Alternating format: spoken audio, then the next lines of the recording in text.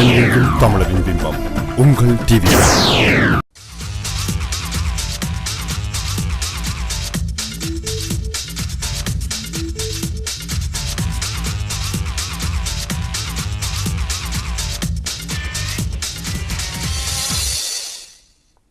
Welcome to CrossRoads on TVI. I'm your host, tvicanada.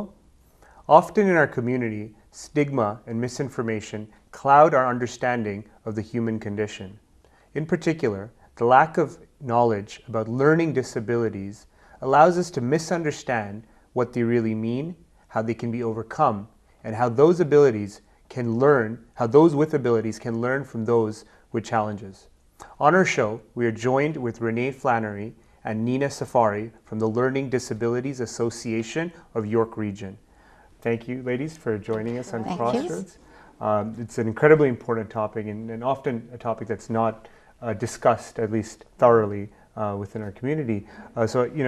For those watching, what are the major learning disabilities that a child or even as adults can experience or face? Go ahead. There are many different types of learning disabilities.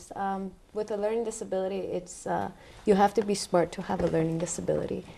Your intelligence is average to above average, actually, like any average student without even a learning disability. What it is, it's a child that has a learning disability has difficulty processing specific information, and it could be anywhere from hearing the sounds he's hearing, from what they're seeing, to language processing and memory to attention. So there are specific few. Okay. And what are some of the more commonly known ones or commonly diagnosed ones? There's dyslexia, which is the inability to read. There's dysgraphia, the inability to write. There's dyscalculia, the inability to do math. Those are the three sort of most known disability. And how are children diagnosed, and how is it first brought to the attention of the parents, and what's that process like? The only one who is qualified to identify an individual with a learning disability is a psychologist, and it's a whole series of tests that they have to go through.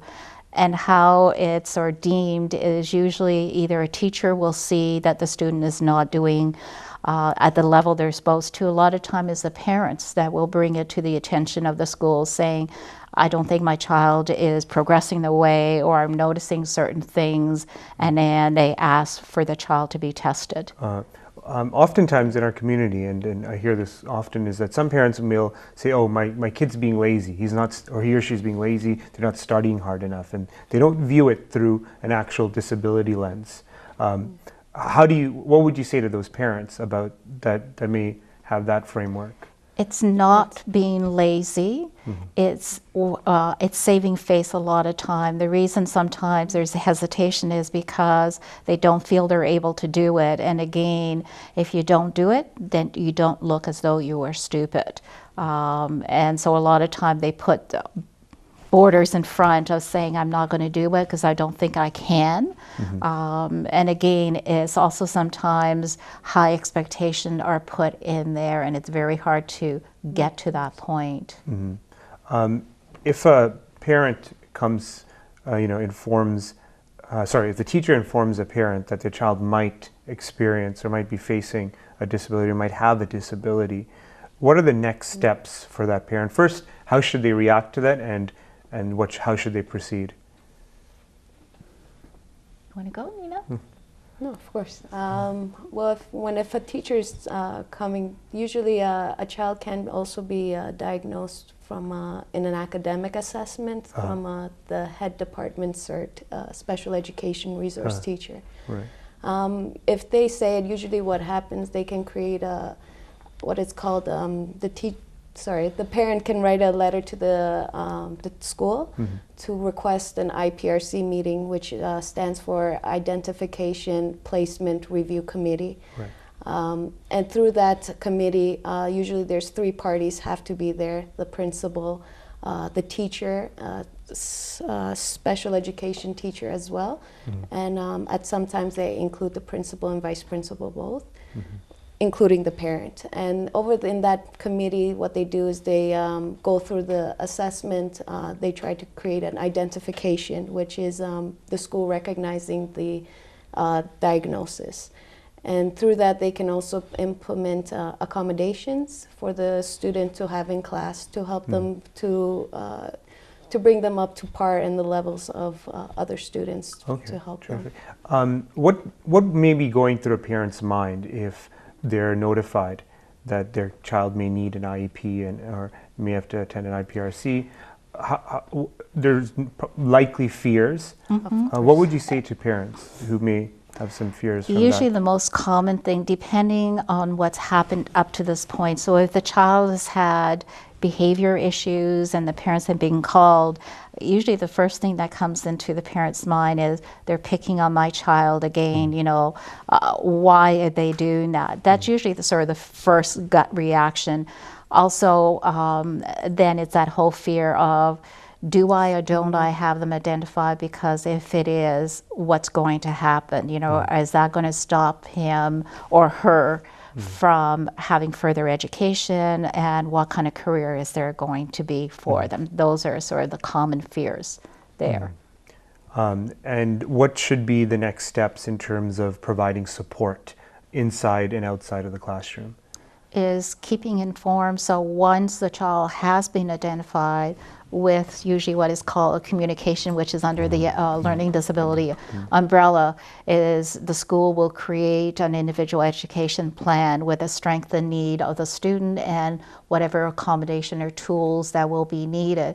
And then is to make sure, the parent's job is to make sure that the school is carrying through with that IEP. So that's a big role that the parents, and sometimes parents are hesitant because they may not know all the rules of, do I have a right to say that they're not doing what they need, or I don't totally agree with what the IEP, and can I add things?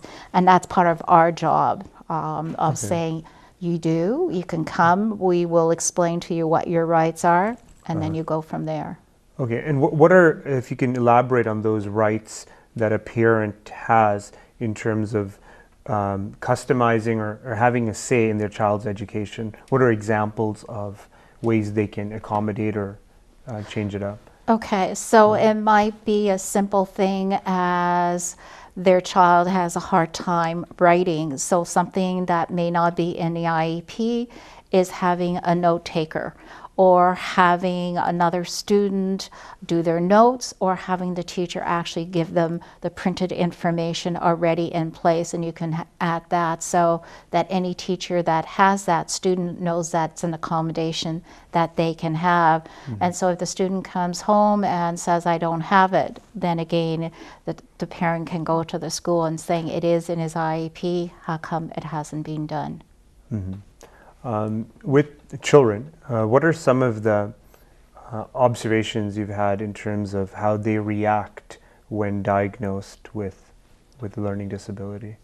Usually if the child doesn't know about their own diagnosis, or there's not much of an open communication with them, usually they feel like there's something wrong with them. They don't understand what it is, but they do feel separated from the other students, or almost like a stigma, or how come I'm isolated, and they tend to push themselves away from that as well, or start acting out, or so the most important thing is we find that the parents that are open communication, they sit and they discuss the IEP, the individual education plan, with their child to show them, listen, you have these strengths, you have these weaknesses, but you have also these accommodations. The more they understand their own diagnosis and their needs, the more they're also able to self-advocate, speak out for themselves, knowing what they need to have a proper education. Sometimes, as a result, given the nature of some classrooms, they may or may not face some bullying as a result of this label. What are some strategies or tips to give parents and those watching how kids can respond. to Again, that. the more the individual understands about their learning disability, the easier it is to be able to turn around to the bully and saying, there's nothing wrong with me. Sometimes that happens when they leave the classroom to go into the resource center. Again, it's, if you can explain, it takes a lot of the stigma away. A lot of the time the stigma is because the child, the student doesn't understand their own learning disability, and so they become the target. And what are the types of outside the classroom supports a parent can receive or seek in terms of support for their child? Well, one of the things we have is a parent support group, so parents are more than welcome to attend. We have it twice a month that we run programs. Nina can talk about one of the kids' programs. We have a lot of different programs for each age group kind of thing. Our social skills group, it's for children ages 6 to 16. And what it is groups of 8 that they come together to learn and practice different social skills, all the way from communication to listening, making friends, self-esteem, how to problem solve, and conflict resolutions.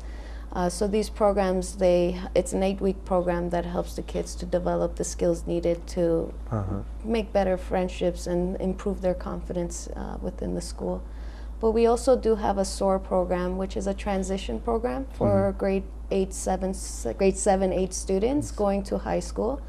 And what they teach is different, they basically, it's a one-on-one with the facilitator, and they discuss the programs, what to expect from high school, what are the self-advocating skills they can have, study habits. So when they do go to high school, a lot of the anxiety is alleviated. And we also have it for our students that are coming out of high school, entering post-secondary school. So what to make sure all the documents you have before you leave high school, so that the accommodations can follow you to the post-secondary. And we also have a budgeting course for them as well. On the topic of high school, you know, the marks you obtain in high school often, you know, help gain admission to universities. So on the topic, there are certain accommodations, I understand, that can be made for students who have a registered or have identified a learning disability. What are some of those accommodations they can have in their classroom? In university or college? In high school. In high school, again, they can have extra time for their test or exam. Depending on the subject, sometimes how they present the material. So instead of having to write out an essay, they could do a mini little video rather than that. There is having a scribe, somebody else doing their notes, having a computer there available for them with all sorts of software that they might need to do their work. Those are just a few of the accommodations available. You know, sometimes those, you know, with, as I mentioned in the show, those with abilities can learn from those who face challenges. And from my experience, I've noticed that those with a disability or a learning disability may have heightened skills or abilities in other areas. Yes. What are some examples of that?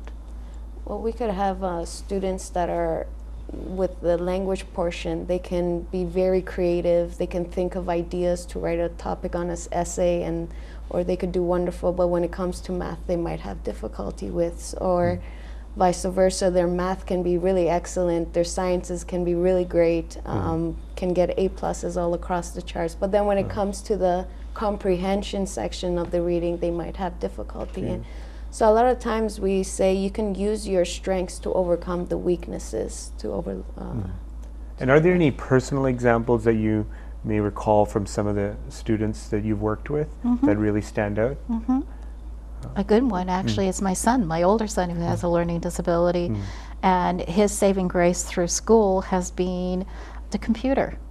Even before he could read and write, he could maneuver around a computer, and that saved him through, including as an adult. As a 31-year-old, he runs his own computer business. But again, it was using that, so instead of using pen and paper to write, he was able to use a computer in order to create. and it helped with spelling and grammar that he had issues with. So a lot of time is, again, the whole trick of surviving having a learning disability is to learn your strength, the things that you like, in order to minimize wherever your learning disability is. That really is the trick of surviving it. And what advice on that topic? Because sometimes, often in our community, that it's changing now, thankfully, that a lot of parents have certain career paths in mind for their children. How can parents help children guide their children into career paths that dovetail with their skills? Again, is to look where your child is good at, what their interest is, and looking at career that involves that. Before we were talking about different programs, one of the programs that we run, that I run, is called Job Fit, which is for adults. And one of the big things why I see so many adults is because they haven't been given that kind of guide. So the kinds of jobs or careers they've gone into deals with too many of their learning disability and not enough with their strength. So they don't keep jobs rather than looking at their strength. And then, like anybody else, is that if you have to deal with too many of your learning disability, you're not going to be successful. But if you look at your strength, there's nothing that you cannot do. And with upcoming changes to teacher education in the province of Ontario, how can teachers further their understanding on how to differentiate their teaching style and curriculum to students with disabilities? Again, is to look to make sure that they cover all the learning style. That, I mean, everybody learns one of three ways. You're either a visual learner, you're an auditory learner, or you're a kinesthetic. So to make sure to involve all of those in the classroom so that each of the students is able to absorb that information.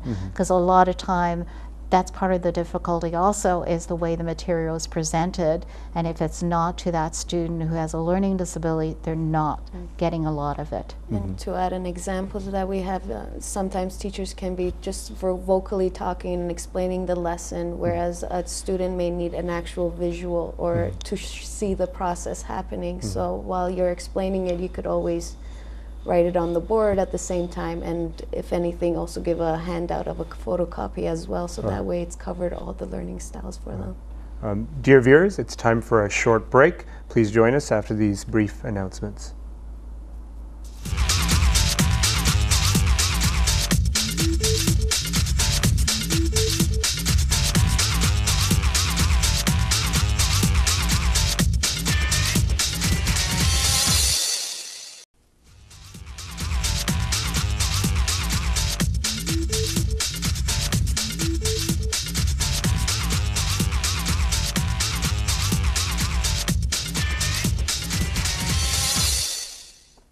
Welcome back to Crossroads on TVI. On today's show, we're discussing learning disabilities with Renee and Nina from the Learning Disabilities Association of York Region.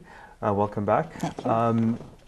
Recently, as I've learned from you guys today, the identification, the label of ADHD, Attention Deficit Hyperactivity Disorder, has recently come under the umbrella of a learning disability. It's becoming more common to be identified with having some level of ADHD. Can you, for our viewers, for their benefit, can you tell us what it is and how it's identified? Again, being identified is different from a learning disability. It's usually sort of a questionnaire that is given from the doctor and is observation from the doctor observing the individual, the teachers observing the individual, the parents, and then coming back together. And if you have enough of the different points, then it looks like that's what you have. And ADHD is the umbrella, and there's three different levels. There is ADD, which is the inattentive type, which usually now ADD is not really used. Everybody uses the ADHD. Then you have the second one, which is the impulsive. And then you have the third, which is hyperactive with impulsivity, which all fall under the ADHD umbrella. And how is that practically seen? Like, what are the common methods? I know there's the questionnaire, right? But as a teacher, or those who are in a service providing position, how do they identify it? What are the common attributes? Well, there's 3 different types. So with the inattentive type, you'll notice the child is more quiet and in their own world. So you could have a discussion with them, but they could be having a daydreaming about they're somewhere else. So after you finish talking to them, you could ask them, okay, so what did you understand? They'll give you a blank stare, like, I wasn't paying attention. And then you have the impulsive type, where you notice that they're very impulsive, so they can't stop themselves. If their mind says, oh, cross the road even though it's a red light, you'll notice that there's more jaywalking with the impulsive ADHD types. Or they want to throw something, they'll just throw it and then after ask, how come I threw this? That could have been dangerous. And then you have the hyperactive, where it's difficult for the child to sit still. So you'll notice that there's a lot of fidgeting, a lot of movement. If they're sitting on a chair that spins, you can't get them to stop. So a lot of movement with the hyperactive styles. But there is, but you can have it combined. So you could have all 3 types of ADHD at once as well. And, you know, what are the strategies that you advocate in terms of managing this condition? Again, a lot has to do with somebody who has ADHD will be able to focus if it's something they're interested in, something that they know they can do. So that's one, is finding the interest point. In a classroom, a lot of times, especially if they're fidgety, is giving them something. So you'll see them sometimes with squishy balls. Some creative teachers also will use exercise ball instead of chairs that they have to move, having an exercise ball, and it works for all the kids in the classroom. They found when they did that, the production in the classroom generally went sky high, rocket, because again, that they can move, and a lot of them, they have to have physical movement for their brains to be able to absorb the information. And, you know, in terms of those type of strategies that are practical in the classroom, at home, and throughout the child's life, if there isn't any perhaps movement or any solid response to those strategies, what are other solutions that are available? There is like a few. We always say consistency is and routine is very important. So every morning, wake up, put your clothes on, brush your teeth, and then come down, have breakfast. So the more repetition it is, the more easier it is for them to get through the day without much difficulty. Proper eating and proper sleep is very important as well. And rules also, because part of the difficulty with ADHD is they don't have their normal reaction or boundaries, and so the adults in their lives really have to put those boundaries of saying, every time this happens, this is the consequences, and making sure that when it's something good, it is done right away, saying this is what's wonderful. Also something that is not done properly, that is caught at that moment, because their memory for things is very short-lived. So if you wait 5 minutes and go and give them the consequences, they'll say, why are you doing that? Because they've already forgotten what has happened. That's very interesting. In terms of other solutions, medication is sometimes discussed with teachers and parents, and the doctor, of course, in terms as a solution, and their medication like Ritalin and Adderall, I understand. What are the maybe not the pros and cons, but what is the discussion around medication? Again, is to look at that it's a family decision, and the pros and cons as far as if you give them this, what are the side effects to the child? Because every medication has some kind. The most common ones that parents are always worried is lack of appetite, lack of growth, difficulty with sleeping. Those are the 3 most common. And if a child is already a small stature, there's always that worry of, are they going to grow, or they're going to lose weight? And then is the strategies of usually what we tell them is make sure they have a good breakfast before you give them the medication in the morning, and when they come off the meds, because it's only either an 8-hour, 12-hour cycle, that when they come off, even though it might be late, when they're hungry, give them what they need to eat. But again, sometimes when parents are very negative with medication, it's really to look at the quality of life that the child has, because sometimes it's a very negative existence that teachers are unhappy. They're always saying, you know, you're bad, you're bad. At home, they're always considered as bad. So it's saying you have to really look at the quality, that sometimes the right medication will make a world of difference. And if your child, even a young child, if they have the right meds, will turn around and say, thank you, you know, they like me now. Is there any, is it known to be genetic or hereditary? Yeah. Yeah. Yes. It's both hereditary and it could also be outside factors, but majority of it is hereditary. And in terms of just to come back to the medication question, from your association's experience, has it both worked and not worked in cases as well? Yes, Yes. both. As far as when it hasn't worked, is again, it wasn't the right medication for that child.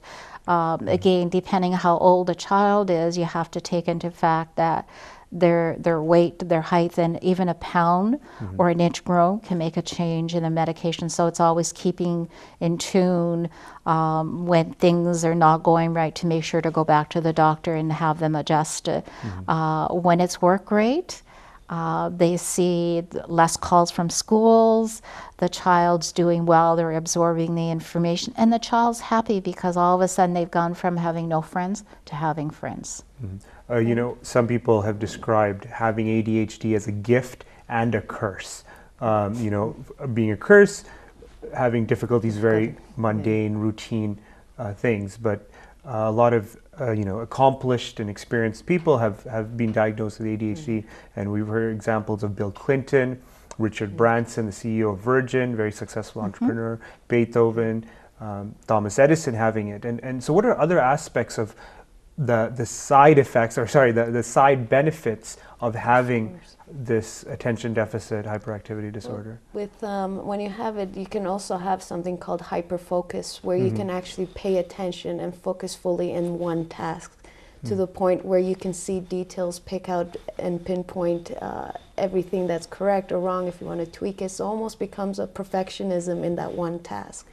And when you actually focus on one task at a time, you're able to create a very beautiful masterpiece in the end.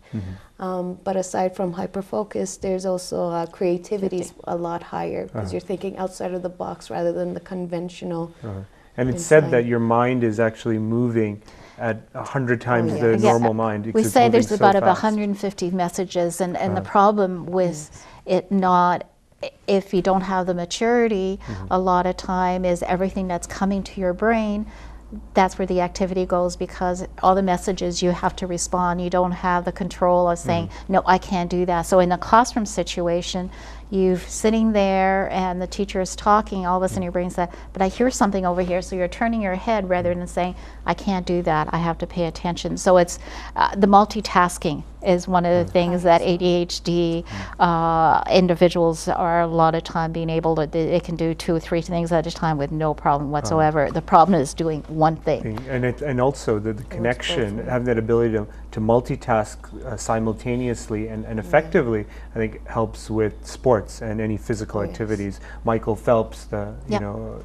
Olympic swimmer. If that's your ability, because a lot of time with ADHD kids, team sports are not the thing, because like things like baseball, where there's a lot of waiting, is not a good one. That's right. And sometimes they tend to be very clumsy in their body. So again, it's finding that one thing that, you know, whether swimming or tennis or whatever it is, that they then they can shine. But it's to find that one sport that they might enjoy.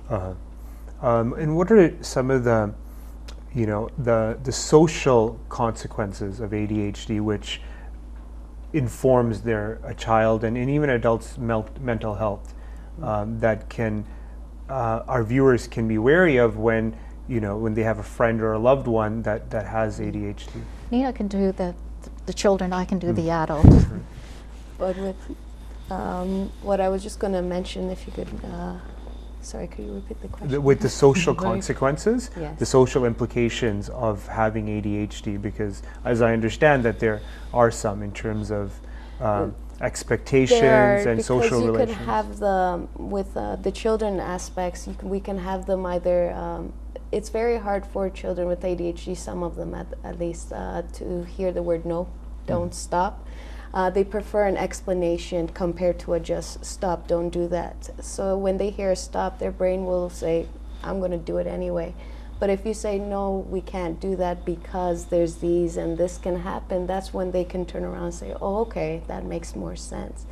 Another thing is we find that they don't like being told they're wrong. They like to be seen or feel as experts. So you see a lot of sense of know-it-all kind of, oh, this happens because of this. And when you do give them an answer, they can always argue with you saying, no, I'm right. How do you know? How do I know you're right? So it's a lot of questioning authority and trying to feel and show that they are the ones that are in the experts. Another thing we find, there are also a lot of risk takers. So if we have a book, I wish I got the name of it from that lady, I will give it to you for sure. But Definitely. it's a lot of, you'll notice adrenaline junkies or people that want to skydive and stuff, they prefer they thrill. also have ADHD, where because the thrill, the adrenaline stimulates their mind to the point where it keeps. And with adults, sometimes the relationship. So things like time, a lot of time doesn't mean anything. The forgetfulness, so they make saying, I'm going to meet you at this time, and at that point, a lot of time they don't. So people think they don't care, but it's not that. It's just, again, memory that comes into it. Also, a lot of times, sometimes we see it more in the kids, but it sometimes will personal space where they have no concept of how close you're supposed to come to somebody. Again, sometimes with our children, it's not a threat, but as you get older, even as a teen, if they come very close to you, another person is going to look at it as a threat. So sometimes with relationship, that's also a problem. And there also can be sensitivity to body touch. So again, as an adult, that sometimes can be something to look out for a relationship, because the touch sometimes, what other people might look as gentle, they may not see as gentle. All right. Unfortunately, that's all the time we have today. So thank you, Renee and Nina, for coming on our show. Dear viewers, we hope you enjoyed and learned from this episode on learning disabilities. Thank you.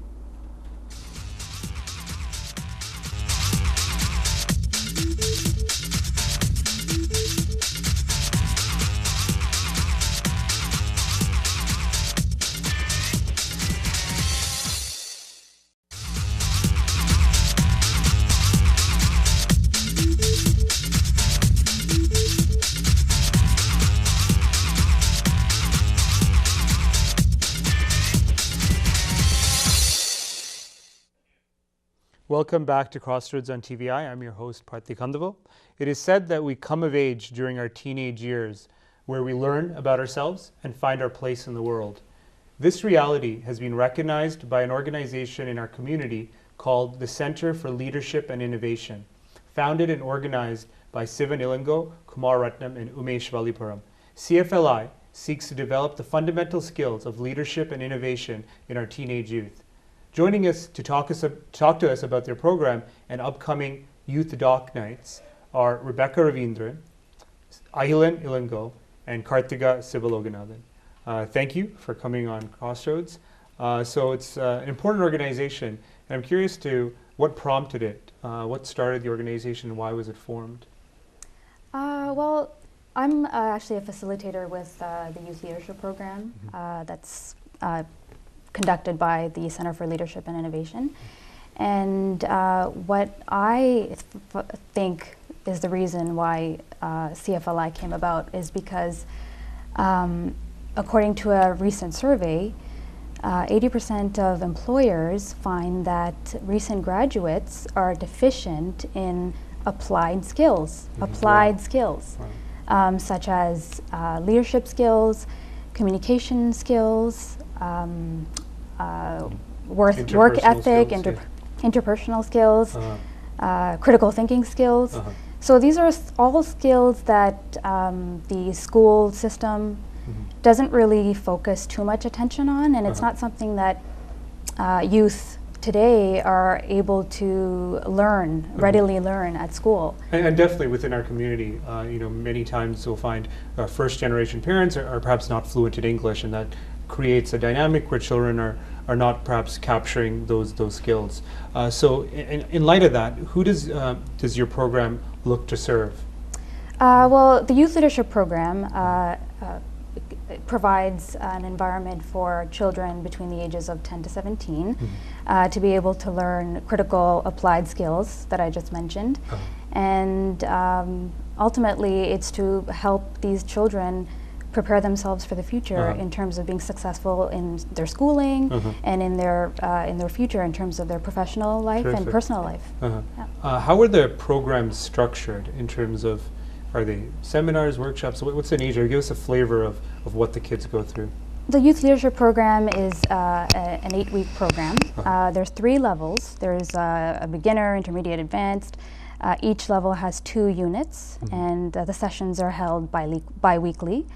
And they're 2-hour sessions, and they're instructor-led, facilitator-led sessions, where part of the class is taught, and the other part is member-led. So our members, such like Ahilan here and Ravina, get to prepare speeches, presentations, show and tell presentations, and they get to share that with the rest of their peers. Terrific. And I just realized, I improperly introduced you. It's Ravina. Yeah. Ravindran. Ahilan and Ravina, tell us about what skills have you further developed, and those that you've learned and created in the process. Well, I know that for a fact that when I went into the youth leadership program, I was very shy in the beginning, and the amount of work that the facilitators and the instructors have put in brought out many things that I didn't realize that would come on a day-to-day basis, such as eye contact, the way that you interact by using body language, or even how to interact with another person in different states of interactions. So how I would talk with a student, how I would talk with a teacher, or how I would talk with a professional. And so all those skills that I've learned from YLP made communication at a higher level and being recognized for that. So terrific. the skills that, such as like time management, is not regularly monitored at school, right? And so YLP focuses on different aspects that help us improve to make our life easier. So what I've learned, I'm in the intermediate section of YLP. So I've learned many things such as personal leadership. I've touched on active and passive listening, and also how to create a vision board. So a vision board basically is, we have 3 sections. We have a target, so basically your vision. We have goals and action. So we learned how to create this, and actually one of our members, he did a presentation on it at the end of our term session. So I was really amazed at his targets that he set, and I've learned to, when I want to set a goal, I would consider doing a vision board, because it would help me set targets for myself during a long period of time. Okay. So that's what I've learned from YLP. Have you been able to use these skills immediately in your classroom settings, in your school settings? Yes, I know that for a fact, that because I was able to use them in my classroom settings, that I gained so much more opportunities at school, such as joining student council or being nominated to be the class president or something like that. And I think that teachers, you can really put a spotlight on these students who have gained these skills from YLP, because the way that they connect with the teachers as well is giving them a highlight for many more opportunities that are available. Yeah, one thing, it's a personal story of mine. I had a concussion during a really important time in the school year. So during this week, our teacher would hand a project to us, that's 10% of our mark. So I was out for that whole week with a concussion. So when I came back, all those projects were due. So during that small period of time, I had to manage my time so wisely that it came down to the wire. So I would be doing this project and working on it so effectively that I would finish it in half the time many of my peers couldn't have done. So this really helped me, and it made me recover from the fall I had during my academics in my semester 2. Did you consider asking for an extension? Given I did that, but it was so tight because exams were the week after, so it was so difficult. Okay. Yeah. To Ahilan's point, actually, I'd like to mention that you know, the members of the YLP program are actually you know, fortunate to be able to learn these very important skills. Like the program itself is something that you and I did not have access to when we were exactly growing right. up. I was thinking about that. Right, and just now, you know, and we were kind of forced to learn these skills in the workforce the hard way. Exactly. Right.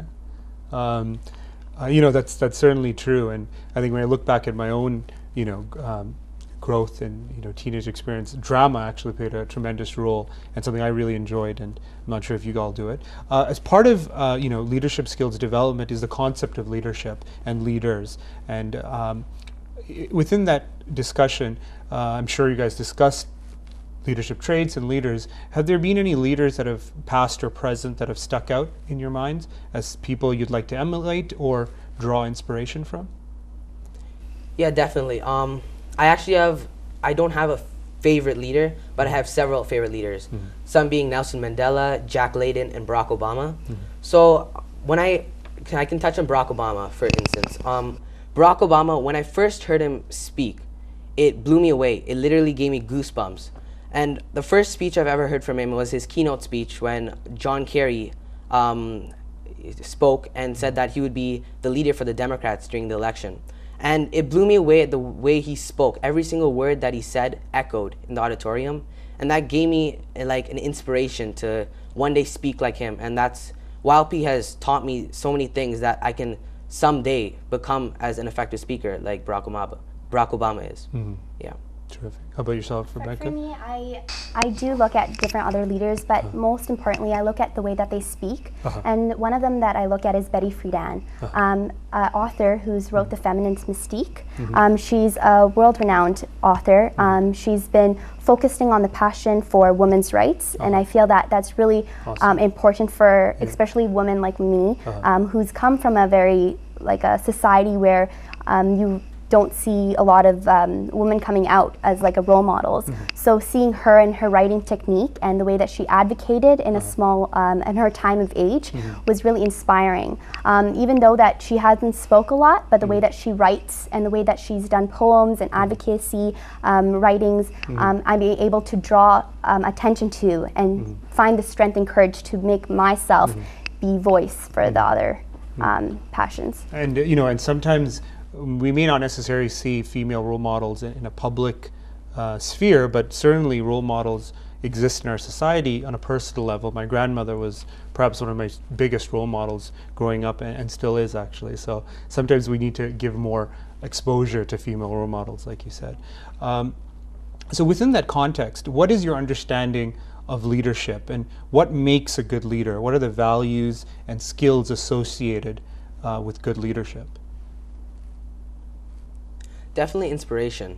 When a leader speaks, his followers should be right behind him. Like for example, when he speaks, everyone should be like, yes, I agree. Like, I am going to make a difference. I will help in the community. And that's what I think leadership is, how inspirational one individual can be and how it can change a community, a city, or even the country, perhaps.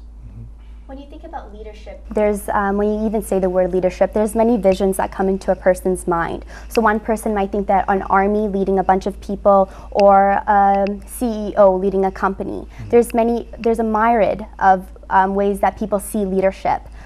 But more personally, I feel that leadership is an ability to be not only to improve yourself, but be able to improve others as well.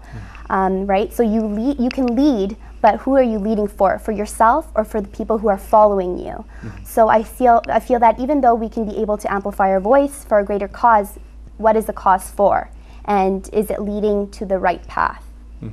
Karthia, has your understanding of leadership changed, say, from when you were their age to where you are now in life? Has that changed at all? Absolutely. You know, to be honest with you, growing up, I had very low self-confidence, self-esteem, in terms of like, you know, I was just a really shy kid, and I never spoke up in class. Yeah, I didn't like going to dance class and music class because that meant I'd have to go up and on a stage, and you know, and that was something that I was fearful of, and you know, and through this program, I feel that in teaching the members all of these skills, you know, public speaking skills, you know, and instilling confidence in them, I feel that, you know, I'm building my personal skills as well in the same process. So it's really a two-way street. Okay, terrific. You know, part of your program, it was the creation of these youth documentaries, I understand, last year and also this year. Tell us a bit about that whole process, making the documentary, and what kind of skills do you feel you developed over the course of that? Well, the documentary, when we first got the project, I for sure was a little skeptical of how I was going to tackle this.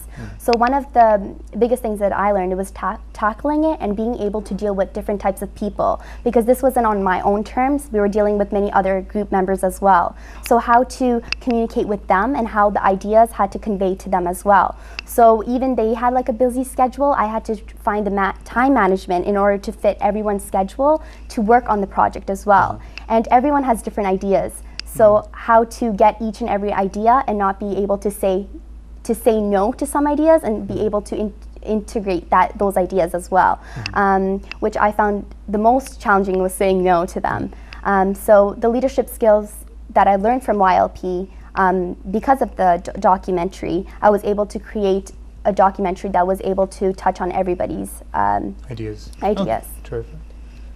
For me, when creating this documentary, this is my second time. I had no clue how to use a camera. I got that camera that first time, and I'm like, how do you work this? I have no clue how to do this. But then during school, we did a few movies and videos, and I've learned how to use these camera tricks and everything. And also during the 2 sessions we had during the summer program, we learned about the 180 trick and all those other means to create an effective documentary. And one thing that was a huge problem that we had to overcome during this time was that we only had 4.5 minutes to 5.5 minutes time to create a documentary. So only during that given time can we have that length of a documentary. And at the end of my production, my documentary was 6 minutes and 30 seconds. So I had a minute to cut off. So I sat down with my co-editor and my team, and we had to work so hard to cut down. So we would take a bit off this interview, a bit off this interview, and a bit off the conclusion even. We had to rewrite a conclusion as well, just to refilm and fit that time. So it was such I know the pain. I recently had to do a video. You know, as part of this, you know, you start thinking about the future, and with that comes your ideas of career development and studies, right? Has this program influenced what you'd like to do, or has it changed what you'd like to do? For me, I know it definitely changed what I like to do. I know that I had an idea or goal in mind before coming into the program, because I wasn't really exposed of what are the things that you needed. But I felt that... What were you thinking of going into as a career? At first, I was thinking of going into medicine.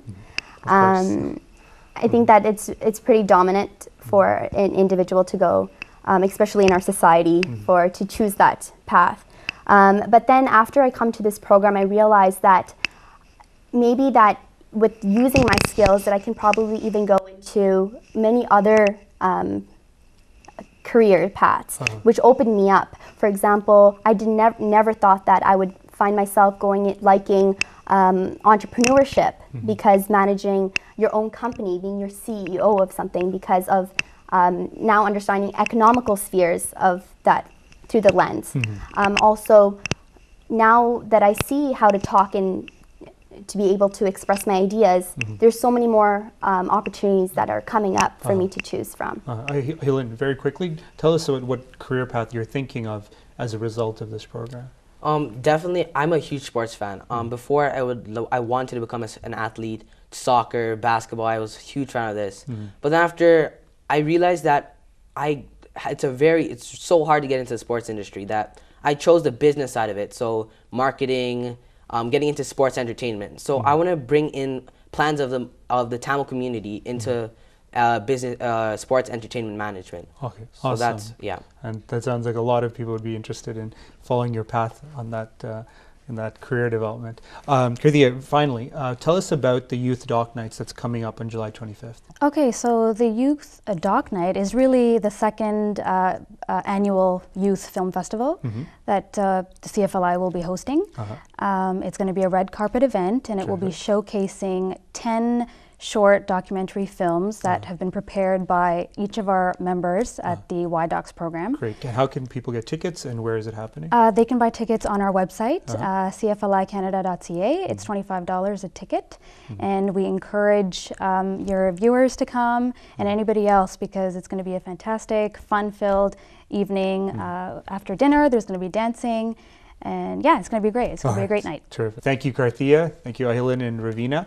Dear viewers, thank you for joining us on Crossroads on TVI. Please join us next week for another episode of Crossroads.